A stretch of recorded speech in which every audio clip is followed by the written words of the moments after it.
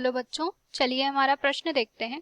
प्रश्न दिया है अनोक्सी श्वसन किसे कहते हैं, यह किस प्रकार से संपन्न होता है। अगर इस प्रश्न की बात करें तो सबसे पहले हम यहाँ देखते हैं प्रश्न की मुख्य अवधारणा को। प्रश्न की मुख्य अवधारणा के अंतर्गत हम यहाँ पर कह सकते हैं कि सामान्य रूप से यहाँ पर जो है श्वसन की क्रिया कोशिकाओं के अंतर्गत संपन्न होती है। और जो श्वसन की क्रिया कोशिकाओं के अंतर्गत संपन्न होती है, इसके अंतर्गत हम कहेंगे कि जब यहाँ पर ऑक्सीजन की जो मात्रा होती है वो यहाँ पर अनुपस्थित होती है, तो ऑक्सीजन की कमी या ऑक्सीजन की अनुपस्थिति में यहाँ पर जो श्वसन की क्रिया संपन्न होती है उस क्रिया को हम अनोक्सी श्वसन के नाम से जानते हैं। अब अनोक्सी श्वसन की बात करें तो इसके अंतर्गत जो है विभिन्न प्रकार के प्रकार्य संपन्न होते हैं। इसके अंतर्गत एक प्रक्रम आता है, इसका उदाहरण वो किण्वन यहाँ पर है। इसके अंतर्गत अनोक्सी श्वसन की हम बात करें तो सामान्य रूप से इसके कुछ मुख्य बिंदु होते हैं, जैसे कि इसके अंतर्गत ऑक्सीजन की यहाँ पर जो है अनुपस्थिति होती है।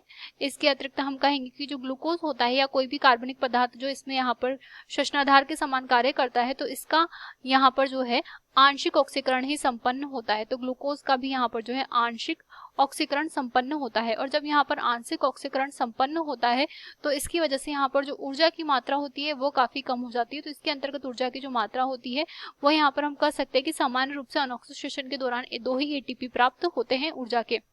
इसके अतिरिक्त हम यहाँ पर कह सकते हैं कि कुछ प्रक्रमों में यहाँ पर CO2 का जो है निष्कासन संपन्न होता है, वो कुछ प्रक्रमों में CO2 का निष्कासन संपन्न नहीं भी होता है।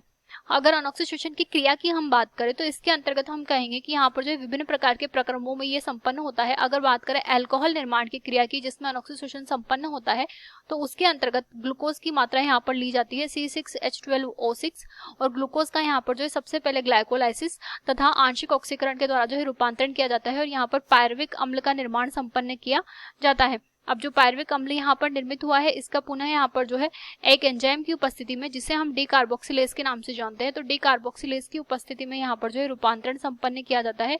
और ये जो रूपांतरण होता है इससे एल्डिहाइड का निर्माण यहाँ पर संपन्न होता है और एल्डिहाइड के साथ में यहाँ पर जो है CO2 का निष्कासन संपन्न होता है।